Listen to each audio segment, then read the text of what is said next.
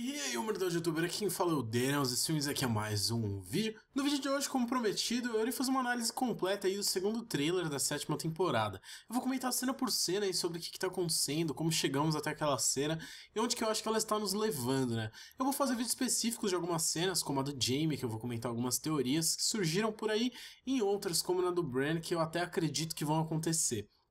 O vídeo de hoje não vai ter o meu rosto, que é no caso da playlist, né, Game of Thrones explicado. Eu gosto de deixar as imagens de fundo para vocês poderem entender melhor sobre o que eu tô comentando, porque eu vou estar analisando bem as imagens, né, as cenas em si.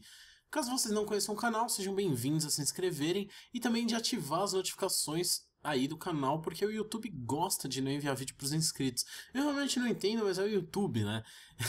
Ele faz as coisas como ele quiser. Lembrando que isso vale também para quem é inscrito, é só ativar o sininho aí logo do lado do botão de se inscrever. Se em algum momento do vídeo vocês gostarem, não se esqueçam também de deixar o like de vocês, isso ajuda tanto na divulgação do canal quanto do vídeo. Agora vamos lá, que o vídeo de hoje vai ser longo.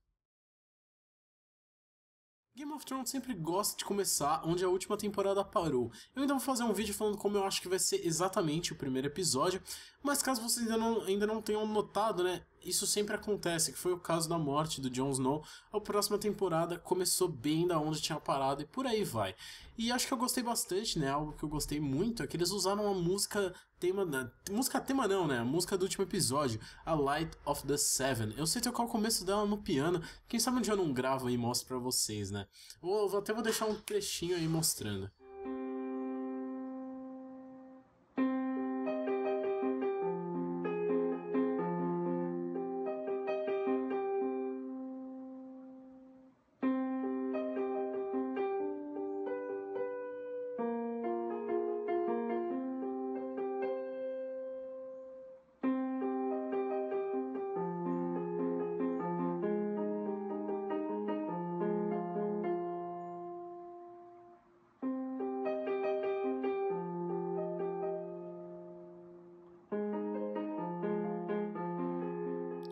A primeira cena começa com a Sansa andando pelos congelados bosques aí de Winterfell, logo após ter conversado com Littlefinger. No fundo estamos escutando as falas do Peter, falando pra Sansa não lutar no norte, nem no sul, e sim em todas as batalhas, em sua mente. A ensinando aí novamente a ser mais inteligente no quesito de tramas, praticamente a deixando paranoica já. Muitos estão comentando sobre Littlefinger tentar fazer a cabeça da Sansa, e realmente é isso que eu acho que tá acontecendo. Mas eu acho que não vai durar muito, porque eu também vou comentar sobre a fala dela no final, né, no trailer.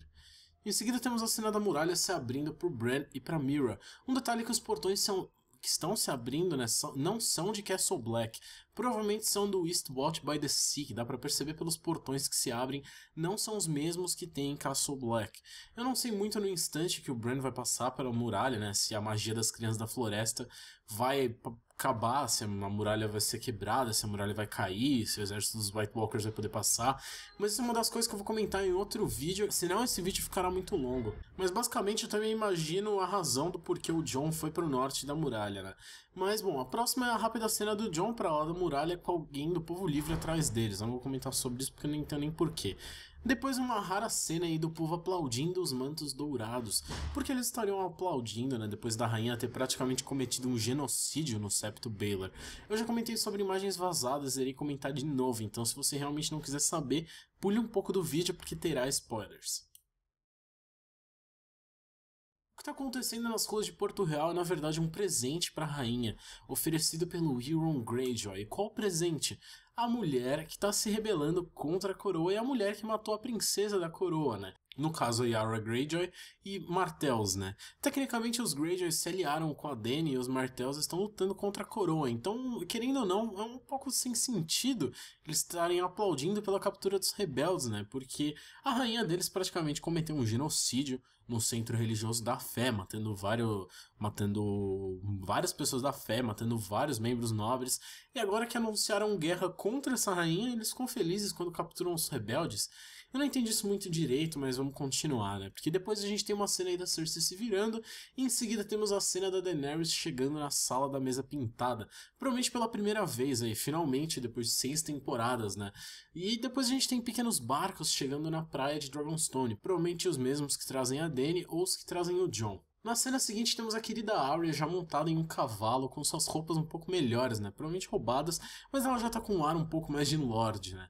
No seu olhar ela parece estar com surpresa ou com uma expressão de nostalgia até. Provavelmente essa é a cena que ela chegará em Winterfell e virá o castelo em sua frente depois de muito e muito tempo. Depois vemos o Jaime andando pelos muros de Porto Real, provavelmente pensando em estratégia de como defender a cidade, né, do ataque iminente que eles vão receber. Já tivemos imagens também vazadas da cena que mostrava o Jaime e a Cersei nos muros da cidade, com um membro da Guarda Real. Então nessas cenas nós já teremos, provavelmente será uma cena bem importante, né, sobre tramas e tudo mais.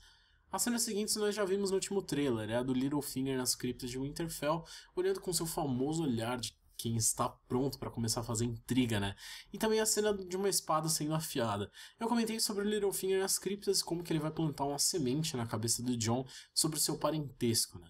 A próxima cena é da Dany andando pela praia de Dragonstone com os enormes rochas atrás dela. Eu particularmente achei incrível a escolha de locação para Dragonstone, né? Se vocês repararem bem, as rochas atrás dela se assemelham muito a escamas de dragão e tudo mais, né? Dando um tom bem incrível para a cena. Eu mal posso esperar praticamente todas as cenas que veremos no castelo, né? Já que com o Stannis, além de orçamento, né? Com as cenas do Stannis, ele fica a maioria das cenas na mesa pintada, né? Como o orçamento tecnicamente dessa temporada é maior, pela quantidade reduzida de episódios, eles terão muito mais coisas para mostrar pra gente, muito mais efeitos especiais para serem construídos, né? Durante a cena ouvimos aí a voz do Jon conversando com alguém. Jon diz que por séculos as suas famílias lutaram juntas contra um inimigo em comum. Eu não sei com quem que ele tá falando, talvez seja a Dany, mas eu acho difícil, já que tecnicamente a família do Jon tirou a família da Dany do poder, né? Enquanto isso, vemos a Dany encontrando e tirando os estandartes do Stannis de lá, porque né, ele simplesmente deixou o castelo e foi pro norte com o seu exército. Ele pensava que ele ia retornar, né? O castelo está então igual a como ele deixou. Após isso, temos mais uma cena dos dragões em Dragonstone e o Tyrion observando, né? Nessa cena podemos ver o castelo de mais um ângulo diferente e também ter a noção do quão enorme ele é e o quão bonito ele é, sendo a sede, né, da casa Targaryen por praticamente 400 anos. Já sobre os Targaryen, Drogon deve estar bem maior do que os outros dois, porque ele praticamente nunca foi mantido em cativeiro, né? Como vocês já sabem, dragões não se dão bem em cativeiro. Em seguida temos o Theon Greyjoy no meio de uma batalha marinha, provavelmente uma emboscada do Euron Greyjoy, para cima da frota de navios aliados aí da Dany. Depois a gente tem o Verme Cinzento olhando para trás e fazendo um sinal positivo com o rosto, indicando que ele está pronto para seguir com a sua missão. Qual seria essa missão? Pelo que aparenta, envolve entrar secretamente em algum lugar, né, pelo esgoto ou pelo aquele lugar que tem ali. Provavelmente seja Porto Real ou Rochedo, ou até mesmo Ponta Tempestade. Como vocês já sabem, o castelo atualmente, né, Ponta Tempestade, não está sob o controle de nenhum Baratheon, já que não existe mais Baratheons, e essa caverna se parece muito com a caverna que o Davos e a Melisandre vão. Eu espero muito que seja Ponta Tempestade, porque nunca pudemos ver o castelo, né? A gente já sabe que a gente terá o Jardim de Cima e o Rochedo, tomara então que a gente tenha também o castelo dos Baratheon. Eu acredito que seja o Rochedo mais pelo fato do Tyrion ter sido encarregado dos esgotos do castelo, quando ele ainda morava lá com o Tywin. Então provavelmente ele sabe como invadi-lo por lá. Dominar o Rochedo ia retirar, né, uma grande parte da força dos Lannister, mostrando que se eles não conseguem nem manter o castelo da família deles, como é que eles vão manter o castelo da capital? Depois nós vemos Brienne ao lado de Podrick. Eu espero que a Brienne faça algo bem emocionante nessa temporada, né? Afinal, ela tem uma espada valeriana, ela pode lutar contra os outros. Só que na última temporada eu achei ela meio meh, né? Mas agora ela tá ao lado da Sansa e vai protegê-la. Até mesmo do Littlefinger, eu espero. E eu não posso esquecer, né, de comentar que a Brienne sabe quem é o Littlefinger. Ela viu as tramas dele desde a segunda temporada, do Littlefinger indo até o Renly e tudo mais. A Brienne sabe que o Littlefinger não é flor que se cheire, mas a Sansa tem uma ideia disso também. E eu não posso esquecer de comentar, né, que ela provavelmente vai ter mais cenas com o Tormund. Que é claro, eu mal posso esperar os dois conversando sobre alguma coisa, que se eu não me engano eles ainda não trocaram palavras. Mas é meio óbvio que o Tormund tá apaixonado, né, gente?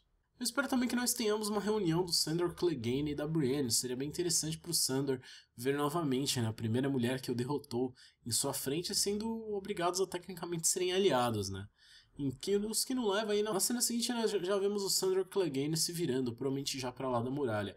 Em seguida, nós vemos um homem imaculado sendo atingido por uma flecha dos Lannister, a cavalaria Dothraki atingindo escudeiros Lannister com toda a força, e Aura provavelmente pulando de seu navio para defendê-lo do ataque dos Greyjoy, e por último temos arqueiros Lannister atirando suas flechas sob o comando de Jaime. Em seguida, uma cena que é muito importante, nós vemos vários corvos voando por cima dos exércitos dos mortos. Afinal, o Corvo prometeu por Bran que ele iria voar, não é mesmo? Naquela cena a gente pode ver novamente que o Rei da Noite sentiu a presença do Bran e eles estão conectados agora, né, querendo ou não.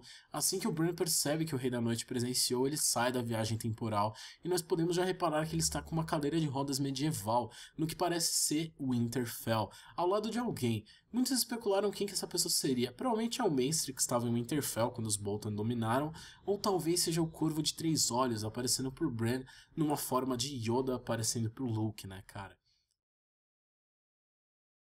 Agora que o trailer ele realmente começa a ficar super foda, a gente vê o Beric Dondarrion meio que ativando aí a espada de fogo. Muitos esqueceram que ele já fez isso várias vezes, inclusive o Thoros of Myr também já fez isso no Cerco a Pike, ele era até famoso pela espada. Então não, gente, o Beric não é o Azor Ahai, ele é favorecido pelo Senhor da Luz? Ele é. Inclusive eu tenho mais algumas teorias sobre como eu acho que o Beric vai morrer, o que eu acho que vai acontecer. Mas eu não vou falar disso agora, tá? Depois a gente tem uma frota de navio dos Greyjoy indo até Porto Real. Eu não acredito que esses sejam os Greyjoy aliados a Dany, eu não acredito que isso seja um ataque. E sim, o Euron chegando depois de capturar algumas pessoas. Vale lembrar que todo trailer é construído para que você pense alguma coisa, quando na verdade o que eles querem fazer é totalmente contrário. A cena seguinte é de uma invasão dos Imaculados, provavelmente no Rochedo, como eu falei anteriormente, que eu acredito que dominar o Rochedo será um ponto muito importante para a conquista da Dany, ao invés de invadir Porto Real diretamente, né, que provavelmente já vai estar fortemente preparado para uma invasão. Já o Rochedo não. O que nos leva à próxima cena, de Jaime correndo com seu cavalo a toda velocidade com uma lança em sua mão. Se vocês repararem em volta, né, ele tá bem no campo de fogo 2.0, que eu havia comentado, né, muitos de seus homens já estão mortos e provavelmente ele tá sozinho lá com um olhar de raiva, correndo em seu cavalo preparado para matar. Talvez o Bronn tenha morrido na batalha, ele está correndo em direção ao dragão da Daenerys, ele quer tentar ser um matador de dragões, né? E como eu falei anteriormente, eu acredito que um dos dragões da Dany poderá morrer. Se tem um dos dragões que eu acredito que vai morrer é o Viserion, já que eu acredito que o Rhaegal, né, vai ser passado por Jon tecnicamente, que o Drogon eu acredito que ele tá salvo também pelo tamanho dele, né? Acho que nem o Viserion nem o Rhaegal conseguiriam lutar contra o Drogon. Mas eu também não acho que, no caso, será o Jaime que vai matar o dragão. Apesar de que isso seria muito foda, né, se acontecesse. O trailer continua com cenas da Batalha Marinha, acompanhando os Greyjoy, e também uma cena do Tormund, provavelmente lutando contra as forças do Rei da Noite. Após isso, temos novamente a cena dos exércitos do Dothraki e do Drogon acima deles, no início da guerra. Se me perguntarem, eu acredito que veremos 4 grandes batalhas aí acontecendo nessa temporada.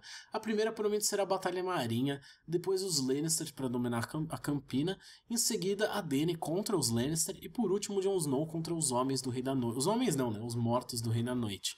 Então são 7 episódios para 4 grandes batalhas.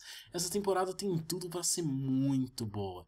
Em seguida temos mais cenas dos Lannister se preparando para um combate. Uma ótima cena do Jon Snow com seus companheiros para lá da muralha contra o exército do Rei da Noite. E sim, eu acredito que o Sandor Clegane está com eles, logo à esquerda aí do Jon, e do outro lado está o Beric Dondarrion. Uma pessoa que eu queria comentar também é sobre a pessoa que aparece no que parece ser o set do Fosso dos Dragões, né, que eu comentei há muito tempo atrás.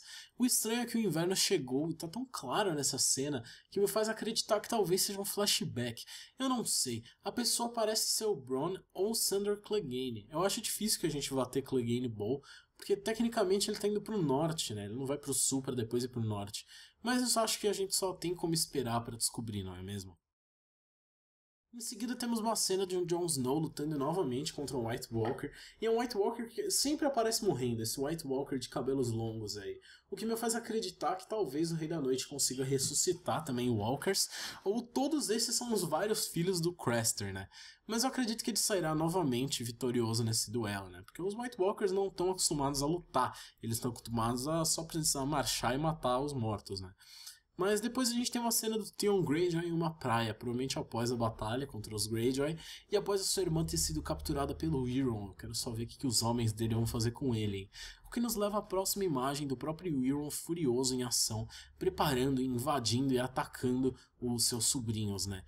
O que eu respeito muito de líderes, né, é quando eles vão para junto com essas tropas para guerra e não ficam comandando por trás. É o mesmo caso do Stannis Baratheon, né?